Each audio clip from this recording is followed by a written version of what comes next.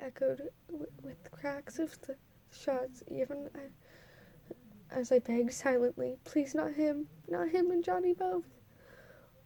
Why can't I do this? I knew he would be dead because Dally Winston wanted to be dead, and he always got what he wanted.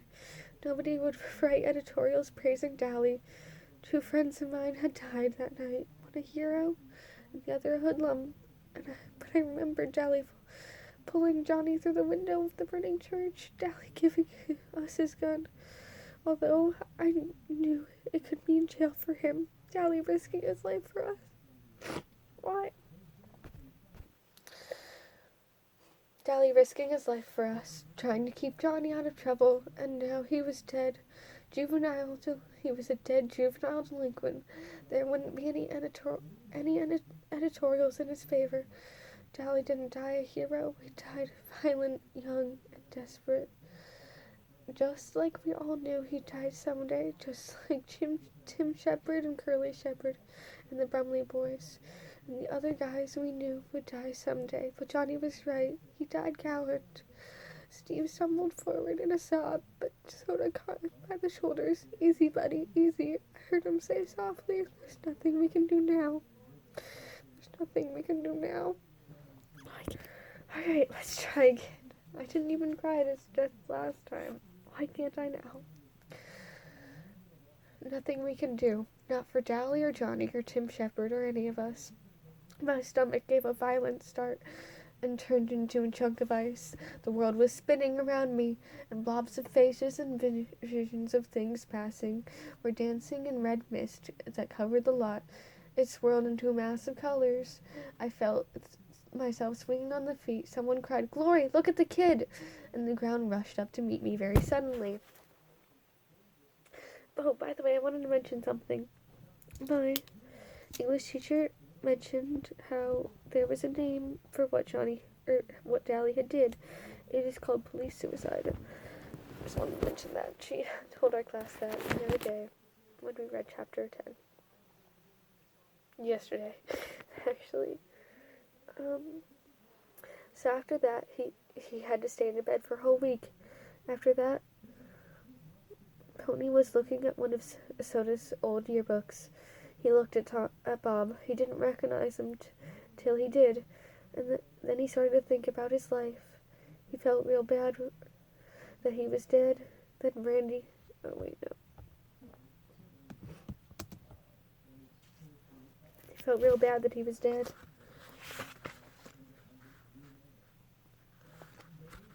Wait, I'm... Did I completely... Oh my god. Okay, forget the last sentence I just said, okay? Thank you. Oh my god. Okay.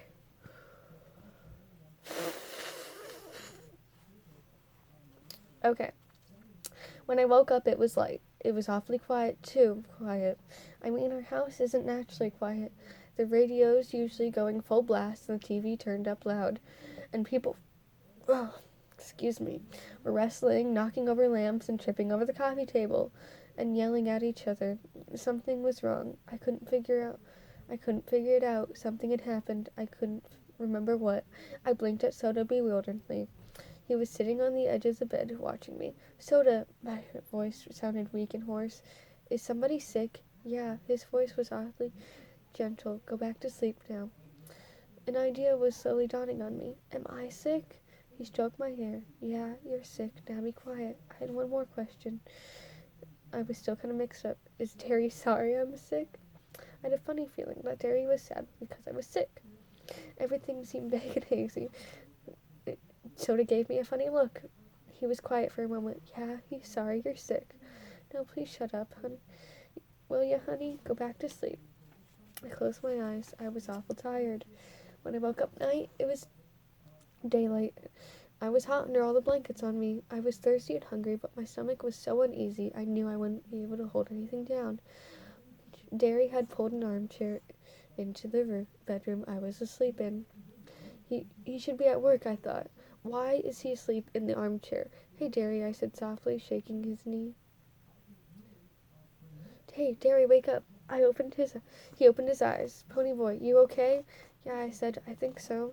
Something had happened, but I still couldn't remember it, although I was thinking a lot clearer than the last time I'd wake up. He sighed in relief and pushed my hair back. Gosh, kid, you scared us to death. What was the matter with me? He shook his head. I told you you were in no condition for a rumble. Exhaustion, minor concussion, and to it came over blubbering over here about some tale how you're running a fever before the rumble and how it was all your fault, all his fault you're sick. He was pretty torn up that night. Derry said. He was quiet for a minute. We all were. And then I remembered, Dallas and Johnny are dead. I don't think about them, I thought. Don't remember how Johnny was your buddy. Don't remember how he didn't want to die. Don't remember about Dally breaking up in the hospital, crumpling under the streetlight. Try to think that Johnny is better off now. Try to remember that Dally would have ended up like that sooner or later. Best of all, don't think. Blank your mind. Don't remember. Where'd I get a concussion? I said. My head itched, but I couldn't scratch it for the bandage. How long have I been asleep? Oh my gosh, why can I not stop crying? Got a concussion from getting kicked in the head. Soda saw it. He landed all over that I've never seen him so mad. I think he could have whipped anyone in the state he was in. Today's Tuesday. You've been asleep and delirious since Saturday night. Don't you remember? No, I said slowly. Derry, I'm not gonna be able to make up all the school I've missed. I've still got to go to court and talk to the police about Bob getting killed. And now with Dally, I took a deep breath. Derry, do you think they'll split us up? Put me in a boys' home or something? He was silent. I don't know, baby. I just don't know. Okay, if I can get it through here, then I probably have to end the video soon. But I'll upload it, and then, don't worry, it'll be up. Then I can do my next part. I stared at the ceiling, what it would be like staring at a different ceiling. What would it have been like in a different bed, a different room? There was a hard, painful lump in my throat that I couldn't swallow. Don't you even remember being in the hospital, Derry asked. He was trying to change the subject. I shook my head. I don't remember. He kept asking for me and soda, sometimes Mom and Dad, but mostly for soda. Sometimes in his tone of voice made me look at him, mostly soda.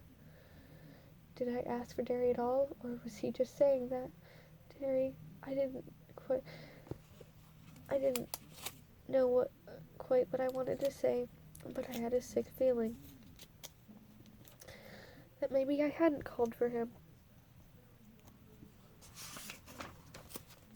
While I was delirious, maybe I only wanted Soda Pop to be with me. What did all that?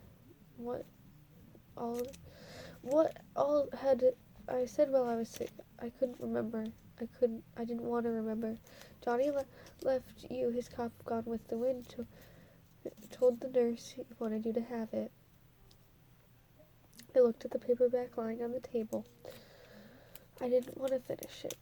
I never wanted to get past the part where the southern gentlemen go riding into sure death because they were gallant.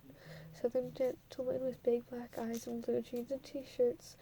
Southern gen coupling under the streetlights. Don't remember. Don't try to decide which one died gallant. Don't remember. Where's Soda? I asked, and then I could have kicked myself. Why can't you talk to Derry, you idiot? I said to myself. Why do you feel uncomfortable talking to Derry? Asleep, I hope. I thought he was going to sleep shaving this morning and cut his throat. I had to push him to bed, but he was out like a light in a second. Derry's hopes that Soda was asleep were immediately ruined because he came running in, clad only a pair of blue jeans. Hey, Ponyboy, he yelped and leaped on for me, but Derry caught him. No rough stuff, little buddy. Soda had to content himself with bouncing up and down on the bed and pounding off my shoulder. Gosh, you were sick. You feel okay now? I'm okay, just a little hungry. I think you should be, Derry said. You wouldn't eat anything most of the time you were sick. How'd you like some mushroom soup? I suddenly realized how empty I was. Man, I'd like that just fine. I'll go make some soda pop. Take it easy with him, okay? Soda looked at me indignantly. You'd think I was going to challenge him to a track meet or something, right off the bat. Oh no, I groaned. Track meet. I guessed this just about put me out to the race. I won't be back in condition for the meets, and the coach was counting on me. Golly, there was always next year, Soda said. Soda never really grasped the importance that Derry and I put on athletics. I don't get it either. Oh no. I have 2 minutes left. I can't finish this in time. By the time you're watching this, it probably should be up. I'm so sorry I have to stop now, but sometimes it cuts off before. I'm really sorry. I will finish this in the next video, which I knew there was going to be another one because I knew this part was going to take me a little bit. Thank you so much for watching, and I hope you have a wonderful day.